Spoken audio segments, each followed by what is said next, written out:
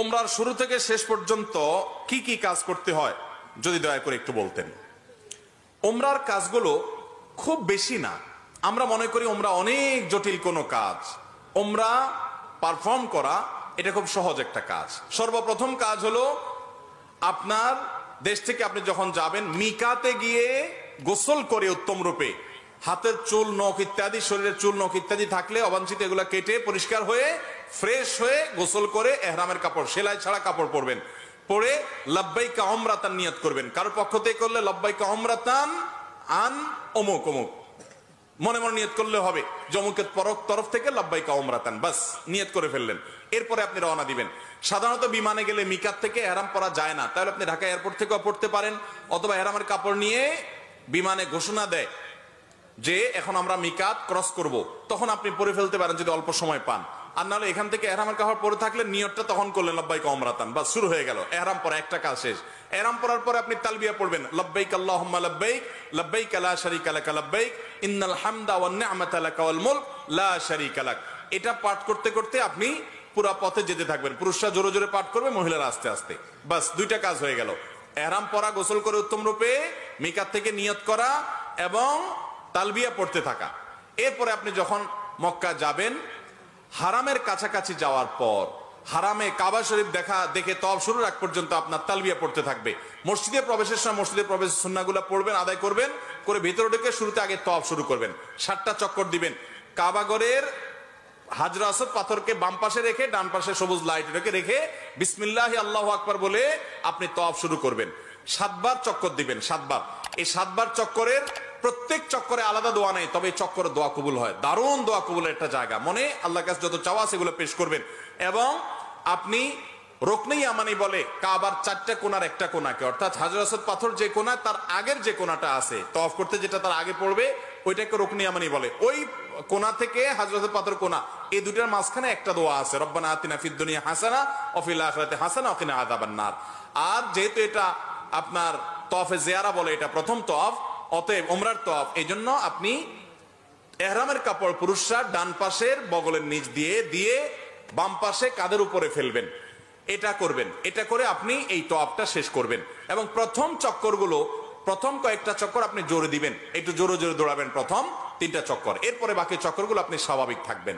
তো এই যে তওয়াফ 7টা দিবেন আপনি, প্রত্যেকবার হাজরতের পাথরের কাছে আসলে হাত দিয়ে ইশারা দিয়ে আল্লাহু আকবার বলবেন, বাস। আবার আপনি দোয়া করতে থাকবেন। এভাবে 7 চক্কর দিবেন। তওয়াফ করা শেষ, আপনি মাকাম ইব্রাহিমকে সামনে রেখে অথবা হারামের যে কোনো জায়গায় দাঁড়িয়ে 2 রাকাত সালাত পড়বেন। প্রথম রাকাতে সূরা কাফিরুন, দ্বিতীয় রাকাতে সূরা কুল হুয়াল্লাহ। আর এই নামাজের আগে সম্ভব হলে কাবা ঘরের যে চৌকাট মুলতাজাম বলে ওইটা ধরে আপনি আল্লাহর কাছে দোয়া করবেন। এরপরে 2 রাকাত নামাজ পড়লেন, পড়া শেষ, জমজম পানি পান করে আপনি সাফা মারওয়া সাই করবেন। প্রথমে সাফা পাহাড়ে যাবেন এবং পড়বেন যে ইন্নাস সাফা ওয়াল মারওয়াতা মিন শাআইরিল্লাহ ফামান হাজ্জাল বাইতা ওয়া তামারা ফালা জুনাহা আলাইহি আন ইয়াতাওয়াফা বিহিমা। পুরো আয়াত পড়তে না পারলে ইন্নাস সাফা ওয়াল মারওয়াতা মিন শাআইরিল্লাহ এটুকু পড়লেও চলবে, যে সাফা এবং মারওয়া আল্লাহর নিদর্শনের অংশ।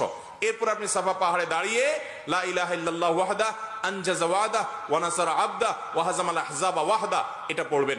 এবং লা ইলাহা ইল্লাল্লাহু ওয়াহদাহু লা শারীকা লাহু লাহুল মুলকু ওয়া লাহুল হামদ ওয়া হুয়া আলা কুল্লি শাইইন কাদির এটা পড়বেন। এরপর আপনি কিবলার দিকে ফিরে 2 হাত তুলে, ওই যে কাবা শরীফের দিকে ফিরে 2 হাত তুলে মন খুলে দোয়া করবেন। দোয়া কবুলের জায়গায় সাফা পাহাড়। সাফা পাহাড় থেকে নবী সাল্লাল্লাহু আলাইহি ওয়াসাল্লাম সর্বপ্রথম ইসলাম প্রকাশ্যে প্রচার শুরু করেছেন, সেই স্মৃতি বিজড়িত জায়গা। আপনি দোয়া করবেন। এটা ইব্রাহিম আলাইহিস সালাম এবং ইসমাঈল আলাইহিস সালাম এবং মা হাজারার স্মৃতি বিজড়িত জায়গা। যাই হোক, সাফা পাহাড়ে দোয়া করার পর এরপরে আবদাউ বিমা বাদা আল্লাহু বি, আল্লাহ সাফার নাম আগে শুরু করছেন, তো আমি এখান থেকে সাই করা শুরু করছি। হেঁটে যাবেন হলো কোথায়? মারওয়ায়। মারওয়া যাইতে মাঝখানে 2টা সবুজ লাইটের জায়গা পড়বে, ওখানে পুরুষে একটু জোরে হাঁটবেন, বাস এইটুকু। এবং এই সাইর সময় আপনি জিকির আজকার তাসবিহ তেলাওয়াত করতে পারেন। তওয়াফের সময় ওযু থাকতে হবে, সাইর সময় ওযু না থাকলেও হয়ে যাবে, কিন্তু ওযু থাকলে ভালো। এবং তওয়াফ সাইয়ের মধ্যে ওযু ছুটে যায়, ওযু করে এসে আবার যেখান থেকে ছুটছে ওখান থেকে আবার কন্টিনিউ করতে পারবেন। মারওয়া পাহাড়ে চলে গেলেন, সেখানে গিয়ে আবার ওই যে কাবার দিকে ফিরে সাফা পাহাড়ে যা যা করেছেন ঠিক একইভাবে সবগুলো করবেন এবং দোয়া করবেন। ওখান থেকে আবার আপনি সবগুলো দোয়া পড়বেন। ওখান থেকে আবার আপনি সাফা পাহাড়ে আসবেন। তাহলে সাফা থেকে মারওয়া গেলেন একটা চক্কর, মারওয়া থেকে আবার আসলেন আরেকটা, আবার গেলেন আরেকটা, এভাবে মোট 7টা চক্কর দিতে হবে। সাফায় শুরু হবে, মারওয়া গিয়ে শেষ হবে। যে আসলে একটা না, গেলে একটা, গেলে আরেকটা, আসলে আরেকটা, এবার মোট 7টা হবে। 7 চক্কর শেষ, আপনার ওমরা শেষ। এরপরে পুরুষরা মাথা চুল চেঁচে ফেলবেন, না চাচতে পারলে পুরো মাথার চুল ছোট করতে হবে। দু চারটা সামান্য একটু ছোট করলে হবে না। মহিলারা তাদের মাথার চুলে সামান্য অল্প একটু ছোট করলে হবে। তাদের এহরাম হলো তারা স্বাভাবিক পোশাক আশাক পরবে, অতিরিক্ত সাজসজ্জা করবে না, এবং তারা মুখমণ্ডল এটার উপরে যদি ওড়না দিতে হয় অন্য পুরুষরা থাকে তাহলে সেটা যাতে আপনার মুখ বেঁধে রাখা না হয় সেটা খেয়াল রাখবে। কাপড় টেনে রাখবে যাতে পরপুরুষরা না দেখতে পারে। আর কোথাও পরপুরুষ না থাকলে মুখ খোলা রাখবে এহরাম পরা অবস্থায়। আর এহরাম পরা অবস্থায় পুরুষরা সুগন্ধি ব্যবহার করবে না, সেলাইওয়ালা পোশাক পরবে না, আন্ডারওয়্যার পরবে না, মাথায় টুপি মাথা ঢাকবে না, এই সমস্ত কাজ করবে না। কোনো পশু পাখি এমনকি আপনার মশা টশা ইত্যাদিও মারবে না, যথাসম্ভব তাড়িয়ে দিবে। অর্থাৎ এক কথায় এহরাম পরা অবস্থায় নিষিদ্ধ কাজগুলো সব করবে না।